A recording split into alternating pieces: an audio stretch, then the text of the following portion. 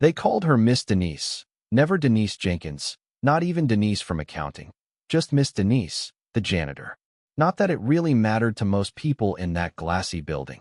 She was there long before sunrise, pushing her cart across the lobby floor, sneakers worn flat, old uniform faded to the color of sidewalk chalk.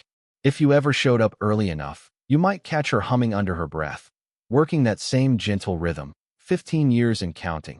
15 years of picking gum wrappers off conference room carpet, scraping somebody's name off the bathroom stall, making sure the break room never smelled like old coffee, and always listening. Because the thing is, most folks talked around her, right through her, like she was part of the furniture. Not everyone. Of course, the new interns always smiled, and the temps, too, before the culture had time to rub off on them. But Denise learned to keep her head down, keep her mouth shut, and just listen.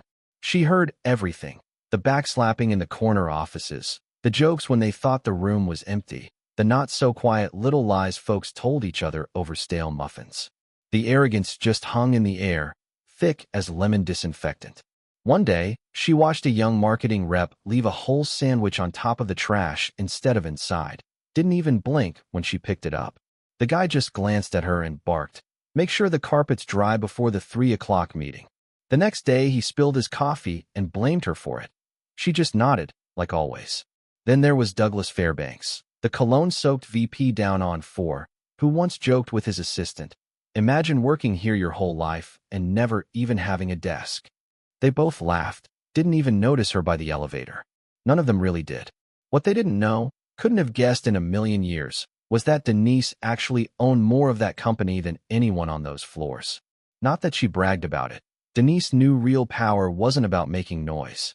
She just waited, quiet and patient, until the right time. That morning, as she wiped some kid's fingerprints off the Frosted Company logo, her phone buzzed. Simple message, "We're ready when you are."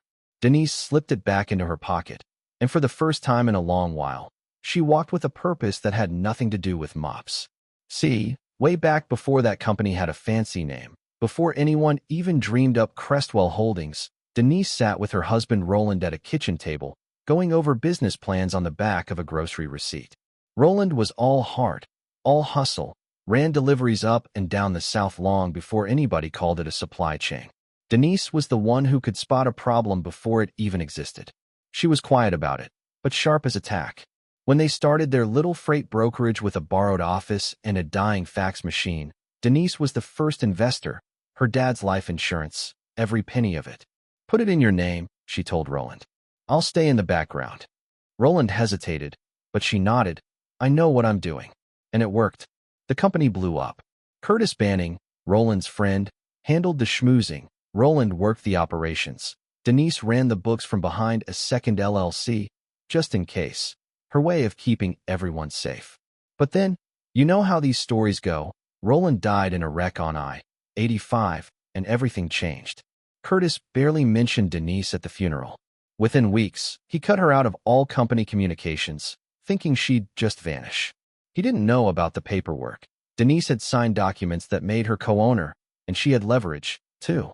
She could have blown it all up, sued, called in the lawyers, taken over right then, but Denise understood timing is everything. Instead, she went silent. Waited. 3 years later, she applied for the janitor job under a different name. New address, fresh shoes. Nobody recognized her. Curtis wasn't even running things anymore. Some MBA from Florida, Thomas Wexler, strutted around pretending he built the place. Denise kept her head down, learned every inch of that building, 15 years of surveillance dressed up as sanitation. She watched everything. The drivers clocking overtime they'd never get paid for, HR whispering about which benefits to cut next, managers getting fired for telling the truth. There was Terrence Doyle, a mid-level nobody, who had the nerve to mention salary gaps in a staff meeting. He was gone within a week. Denise jotted it all down in her little black notebook. Dates, times, who said what, who was in the room. Not out of spite, but because clarity is power. You want a twist? Here's one. Denise wasn't the only one watching.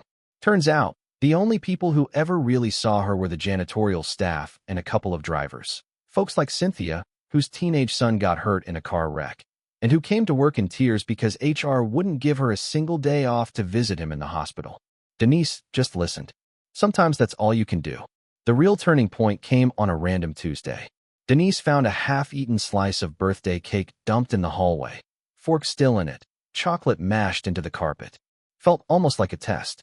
Wexler showed up, all smug, and pointed out a missed spot that didn't exist. He said, "Sometimes I think you people just pretend to clean so you can stay on the clock." Denise's voice was calm. "What people is that?" He smirked, tried to walk it back, but the damage was done. That night, Denise used a manager's badge she'd found months earlier to get into records, pulled every document she needed, took pictures, printed bonus reports. She saw Wexler give himself a $55,000 excellence bonus while freezing driver raises and cutting meal stipends for everyone else. That was the last straw. Denise called her lawyer, Elliot. "It's time," she said. He warned her it'd get messy. Denise just said, "I've been cleaning up messes my whole life." Within 48 hours, she triggered a shareholder meeting under her legal rights as majority owner. She walked into the boardroom, not in her janitor uniform, but in a blazer, folder in hand. Wexler tried to have her thrown out. Didn't work. Elliot announced Denise Jenkins as the majority shareholder. Wexler's face dropped. Curtis looked like he might pass out. Denise put the contracts on the table. Everything signed, notarized, legal. She looked around the room and told them straight. For 15 years, she'd watched them pad their bonuses, fire good people, and rot the company from the inside out. "You all looked past me like I wasn't even there. I gave you every chance to show some humanity, and you failed." Security escorted Wexler out before he could even protest. Meredith, his second in command, followed in a hurry. Denise didn't stand there and gloat. She just promised one thing, change, and not the kind that comes in a press release. She called an all-staff meeting, drivers, janitors, admins, the whole crew. No mics, no big speeches. "If you speak, I will listen. If you work, you'll be respected. Retro pay, new health coverage, reviews of old terminations, real changes, starting now." Of course, not everyone welcomed her with open arms. Some execs tried to block her, said she didn't know how to scale growth. She just laughed, told them, "I scaled my grief into silence for 15 years. I can handle a spreadsheet."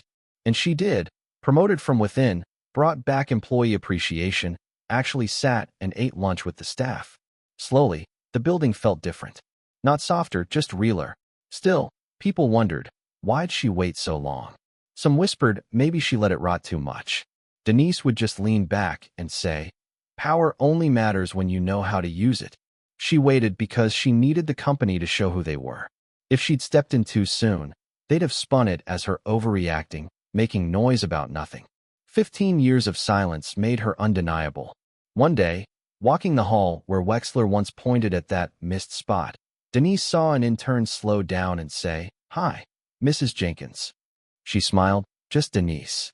That afternoon, she hosted a staff gathering in the courtyard. Food trucks, no speeches, just laughter and soda cans clinking. Alonzo, the driver, toasted, "To the quiet ones." Denise raised her can. "To the ones they never saw coming." You know what I mean? This story isn't just about one janitor taking back what's hers. It's about how we treat the people we don't see. The ones in uniforms, sweeping the floor, holding the door, making things work while the rest of us walk by. Sometimes the person pushing the cart is the one who built the house. So next time you pass someone whose name you don't know, say hello. You might be looking at the real boss. And if this story made you pause, even for a second, share it. Because somewhere out there, there's another Miss Denise, overlooked, talked over, waiting for her moment. Let her know you see her.